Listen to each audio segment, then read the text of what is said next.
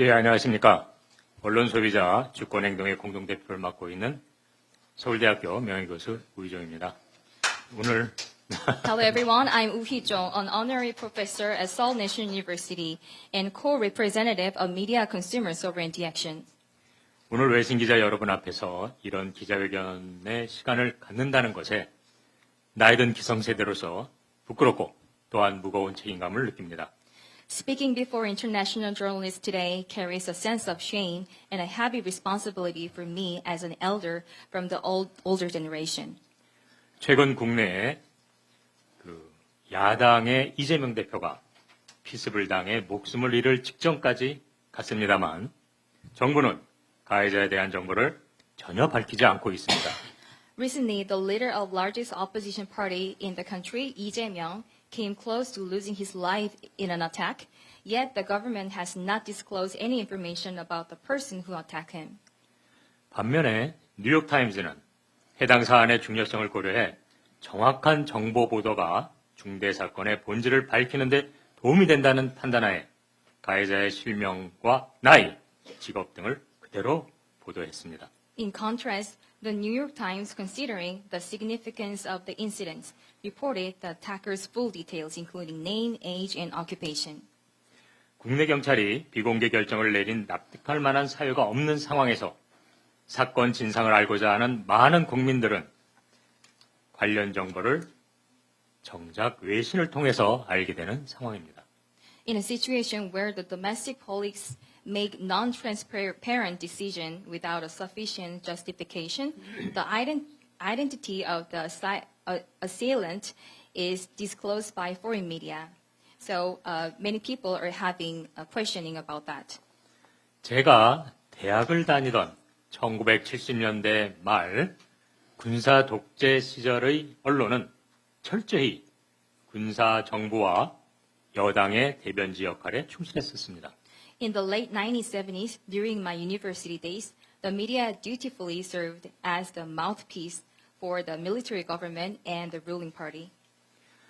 제대로 된 사실 파악, 그것에 목말랐던 대학생들은 해외 시사 잡지인 타임이나 뉴스윅을 구독했습니다만 배달된 잡지의 국내 소식 부분은 대부분 검은 유성펜으로 검게 지워져 있었고 그 점차 가위질로 완전히 도려내 너덜너덜한 잡지가 배달되던 기억이 새롭습니다. Students eager for accurate information subscribe to overseas news magazines like Times or Newsweek, but the domestic news sections of the delivered magazines were mostly covered with the black pans. I still remember someone even cut the page of the Korean domestic part of the magazines before we got. 흑색 유성 펜으로 지워진 부분은 당시 대학생들이 아세톤 등으로 희석하면 글자가 보여서 기사 내용을 확인했으나 결국 이를 눈치챈 군사 정부 당국이 국내 상황을 알리는 기사를 통째로 잘라내었기 때문이었죠. The portions erased with the black pans could be recovered by the diluting them with acetone, revealing the text. However, the government would often notice this and just cut out entire article. 요즘 국내 언론 상황도 국민의 알 권리가 철저히 무시된 군사 독재 시절과 그리 다르지 않음을 봅니다. Unfortunately, the current media situation in South Korea doesn't seem much different from the days of military dictatorship. 반세기 정도 언론 지형이 퇴행한 셈입니다. It looks like it's going backward. 지금과 같은 국내 언론 지형은 그동안 무소불위의 권력을 누려온 검찰과 언론의 오랜 기간 유지되어 온 밀월 관계에 기반합니다만 무엇보다 현재 국내 정치 상황이 정치 검찰에 의해 장악된 것과도 무관하지 않습니다. The current landscape of the domestic media is based on the long-standing cozy relationship between the prosecution and the media. Moreover, the current political situation influenced by the political prosecution is not unrelated. 대통령도 검찰 출신이고 현 여당 대표나 언론 활동을 총괄하는 방송통신위원회 위원장 모두 검찰 출신입니다. The president, the current ruling party leader, and the head of Korea Communication Standard Commission overseeing media activities are all former prosecutors. 이런 정치 검찰 권력에 민감한 국내 주류 언론은 공정보도와 거리가 먼 권력 입맛에 맞는 보도는 물론 확인되지 않은 내용으로 야당 지지자들과 진보 인사들을 여론몰이 마녀 사냥으로 공격하고 있습니다.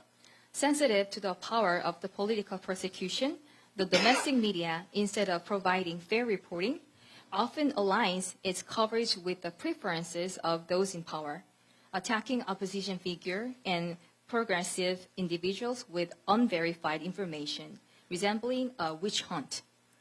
도를 넘은 국내 언론의 이런 선택적 보도로 인해 국민들의 언론 신뢰도는 바닥을 치고 있으며 이는 영국 옥스퍼드대 부설 로이터 저널리즘 연구소가 발간한 디지털 뉴스 리포트 2023에 따르면 한국 뉴스 전반에 대한 신뢰는 아시아 태평양 국가 가운데 최하위이며 전 세계 46개 대상 조사국 중에 43번째로서 최하위 수준이었습니다. Selective reporting by the domestic media has eroded the public's trust in the media beyond acceptable limits. You can see that from the Oxford the study. It says for the digital news report trust, Korea ranked the least ranking. 최근 검찰은 대통령의 명예를 훼손하는 허위 보도를 했다는 의혹만으로 JTBC 본사를 비롯해 경향신문의 전현직 기자들의 집, 뉴스타파 본사와 기자집 등에 대한 강제 압수수색을 자행했습니다. Recently, on mere allegations of spreading false information damaging the present honor, the prosecution conducted forced searches at JTBC headquarters as well as the homes of former reporters from Gyeonghang newspaper and the office of Homes and Newstapa journalist. 또한 가짜뉴스를 감독하는 방송통신위원회가 있음에도 불구하고 활발한 언론 활동을 도와야 할 언론진흥재단이 오히려 가짜뉴스를 명분으로 언론에 제재를 하고 통제하는 상황이 벌어지고 있습니다. Despite the existence of the Korea Communication Standards Commission, which should assist vibrant media activities and supervise fake news, the foundation is now using fake news as a pretext to impose sanctions on the media. 특히 친여 인사들이 우위에 있는 방송통신위원회는 정권의 비판적인 언론사들에게 편파적 제재를 자행하고 있습니다. Particularly, the Korea Communication Standards Commission, where pro-government figures are dominant, is imposing bias sanctions on media outlets who are critical to the government. 대통령 일가의 부정부패를 보도하면 보도 내용의 허위 유무와 상관없이 방송통신위원회는 즉시 해당 언론사에 경고를 하면서 다른 언론사들의 후속 보도를 철저히 차단하고 있습니다.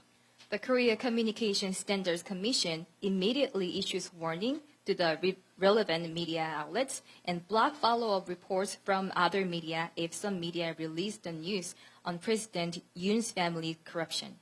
그 대표적인 사례가 바로 최근 영부인 김건희 여사의 불법 명품 수수 사건입니다. A prime example is the recent illegal luxury goods acquisition case involving First Lady Kim Gun-hee.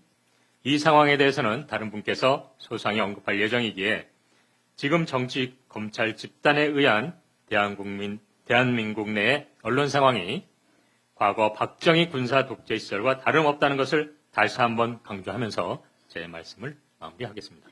Other people will address the situation in detail, so I will emphasize once again that the current media situation in South Korea, controlled by a political persecution group, is no different from the military dictatorship era under the former president Park Chung-hee. For here, I will conclude my words.